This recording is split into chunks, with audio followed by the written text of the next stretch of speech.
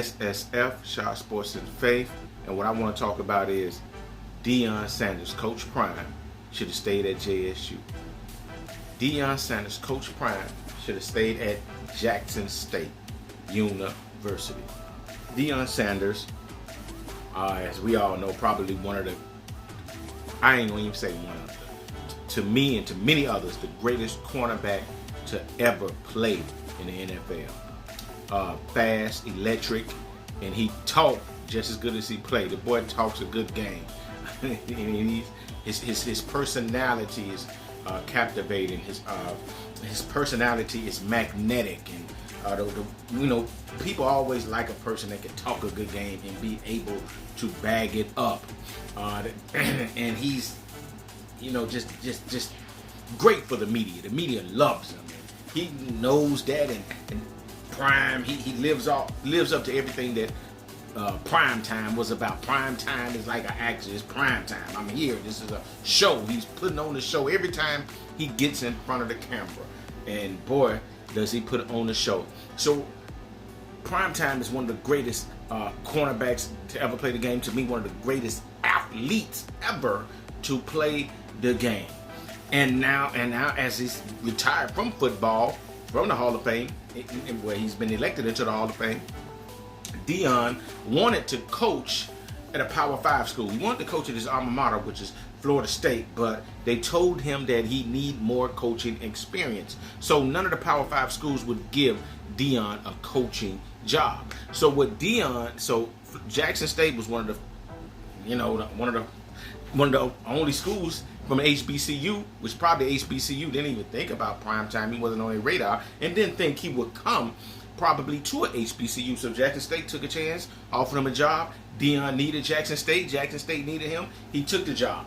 And I knew Jackson State would do well because, it's prime time. He's like I said, his personality is magnetic. So I knew he was going to get a lot of players that would leave some Power 5 schools because he knows how to talk.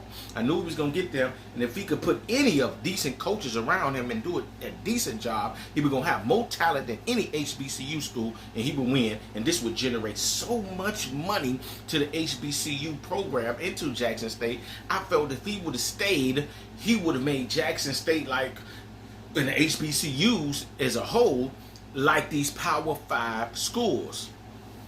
And I was really, really, really proud, really happy to see what Deion was doing at JSU. And then when he came there, do the press conference, when he first came to JSU, he talked this really good game talking about why not come to an HBCU?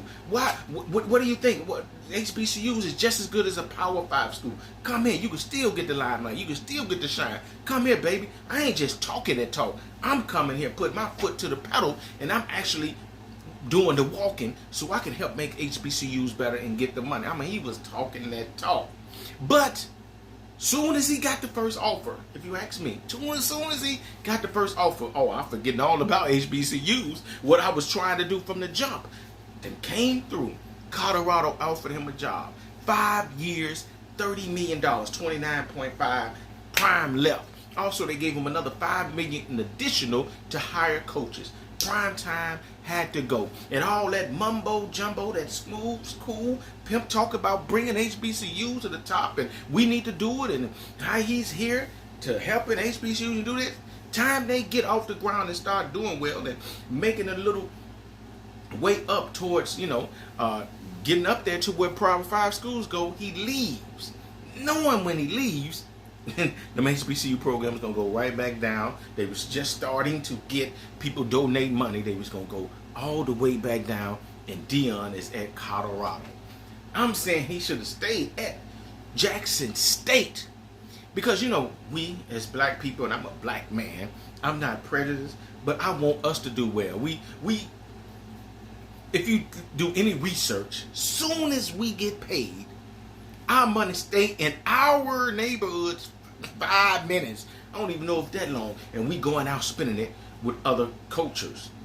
And that money is not going back into the black neighborhood, going back into blacks as a whole to generate wealth to where we can have power Everybody seems to have power. You know, you have the white brothers and sisters. They got power because they got all this wealth, and they gonna stick together. The Arabic brothers, you see them, they gonna stick together and generate wealth. The Asian brothers, they gonna generate wealth. That money gonna stick together. They gonna stick together. And you know how they did it? They didn't do it by running soon as somebody threw some more money at them. Now they say, I'd rather build my own. I'd rather get my own so that I can have power within us as a community so that we can have this money. But what we do is time somebody else throw us some money when we could build our own, we gone. We run it because we don't want to put the work in. We don't want to sacrifice. You know, because sacrifices mean I ain't going to make that much money right now, but I'm going to keep on building and keep on building until I get to where my program, my school, the black wealth is way up there. It's gonna take time to build that, but we running and gunning. And I was very upset with Deion because I felt like he sold out. I felt like he sold us a dream. I felt like he was a pimp. You know, a pimp gonna talk all that smooth talk to a hoe and get on that strong. I don't mean this. I'm not trying to disrespect nobody. I'm just saying what they call a hoe. But a pimp gonna talk all that smooth talk to a woman. He gonna dress the way a pimp dress, and he's gonna talk all that. Probably promise some things that he ain't gonna give her. And when she go out there and sell her body, she gonna give him the money. He gonna give her a little bit just to keep her there. But he's gonna talk enough game to get her there. I thought that's what Deion did. He talked all that good talk, man, and that resonated with all the black people, and they was ready to, you know, hey, let's get on board with Deion.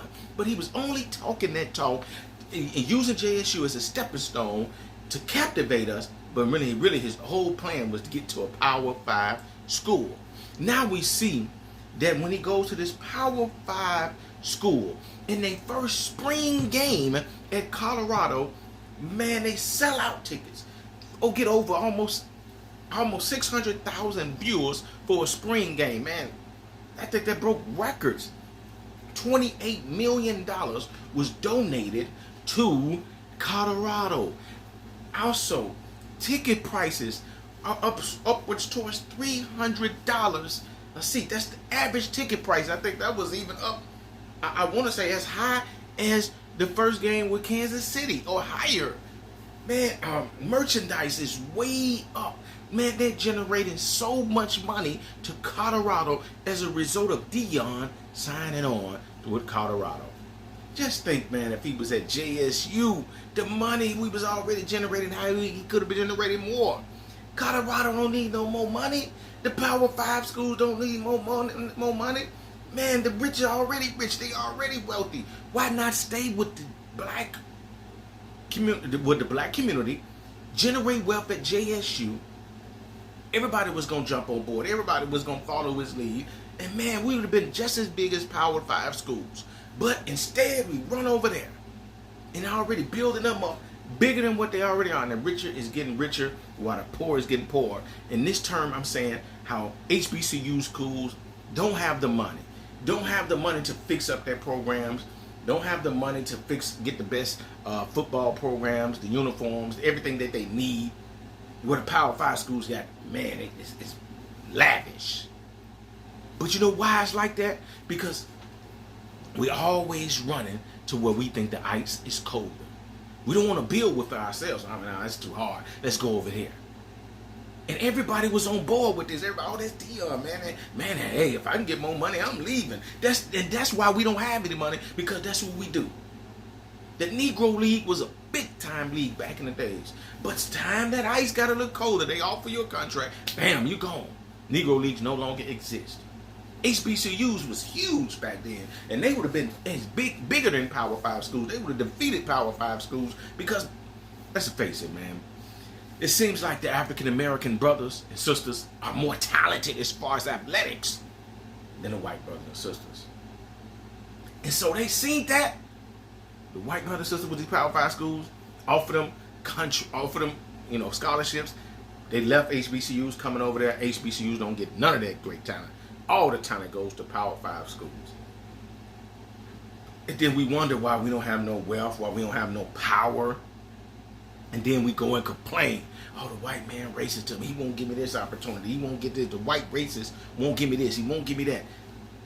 But when it's time to build your own, oh no, man, I ain't doing that. I ain't doing that, man. No, that's too hard. No. Come on, man. How you gonna have something if you're not willing to sacrifice and build it? That's why I was mad at Deion. I was. That's why I'm not really a fan of Deion anymore, because I felt like I'm just gonna face it, man. He was a manipulator. He was a liar to get to another point to where he wanted to go. He just used JSU as a stepping stone to get to another point. He was a liar. He manipulated people. Did he help him out some? Yeah, but he manipulated. He ain't really. He said all that stuff, but that wasn't really what his plan was. His plan was just to get there, to go to a Power 5 school. Then he want to get there and say, "Oh man, y'all just they don't like it that a black man is confident.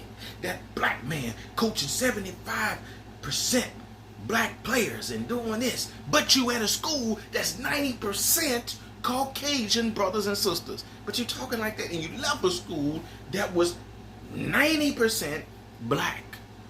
But you want to talk like this, man? Oh, they hating on me because I'm black. No, man, get out of here, brother.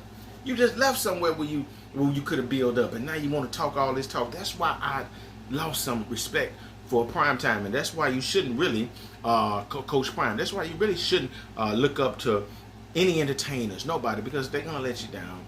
A lot of these people sold out to stuff. I don't know if Deion is or not. They sold out to the devil, and I don't know what it is. I don't know if he is or not. And that's why I say in this video he should have stayed with JSU.